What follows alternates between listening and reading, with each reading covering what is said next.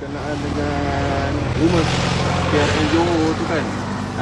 Balik ke kesediaan AMK sendiri untuk membantu jentera-jentera PRN di Johor nanti.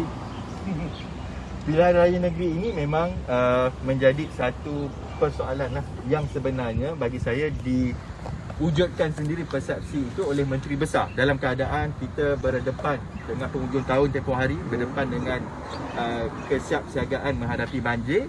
Tapi isu itu dibangkitkan oleh Menteri Besar sendiri. Saya tak nampak sebenarnya pihak lain yang memulakan perbincangan itu melainkan Yang Amat Berhormat Menteri Besar.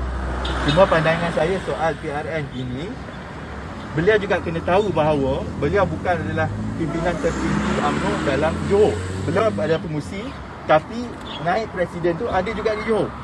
Kalau nak berdasarkan soal kestabilan, silap-silap lebih tidak stabil dalam perebutan kuasa dan sebagainya, kerana rakyat mahukan kita pulih keluar daripada COVID-19, daripada PKP.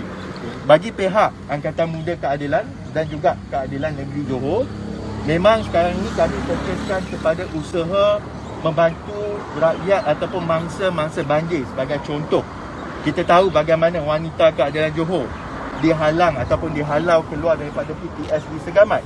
Untuk pihak Angkatan Muda Keadilan Johor pun menyusun program ataupun membantu mangsa-mangsa banjir. Ada kumpulan yang sekarang ini pun sedang mencuci rumah dan sebagainya.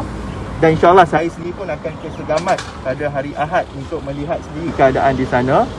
Cuma bagi saya ketika ini memang itu adalah kuasa di peringkat kerajaan negeri nak menyembahkan ataupun memohon menghadap untuk membubarkan dan sebagainya.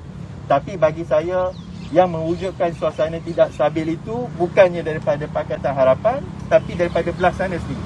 Kalau boleh tumpukanlah membantu rakyat ketika ini. Ini ada tak yang daripada pihak JP juga untuk menjemput parti baru seperti Muda ya untuk join bila berhadapan dengan PRN Johor. Jadi dari segi AMK macam mana? Bersedia ke nak bekerjasama dengan parti Muda? Bagi pihak Angkatan Muda Keadilan, memang kita sebagai sayap muda, pemuda dalam Parti Keadilan, itu tertakluk juga dengan pendirian daripada parti.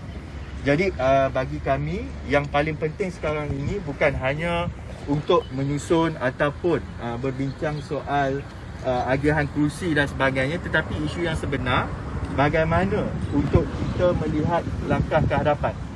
Selain isu banjir lah, kalau saya nak cakap macam di Johor Bahru ni kami masih terkesan soal ekonomi.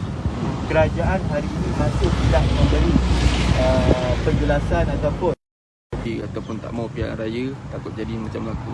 Sebab saya rasa kalau pihak kerajaan itu hanya tanya daripada satu sudut. Boleh tanya pimpinan bersatu adakah mereka bersetuju nak panggil pilihan raya. Jadi sekarang ni bila ada pihak yang nak jadi dominan di Johor, sedangkan keadaan itu pun belum tentu wujudkan kestabilan, mereka itu yang sebenarnya akan mula bertikai secara terbuka. Jadi kalau nak menjawab soalan tersebut, boleh semak dengan pimpinan bersatu adakah mereka juga nak buat pilihan raya. Okey.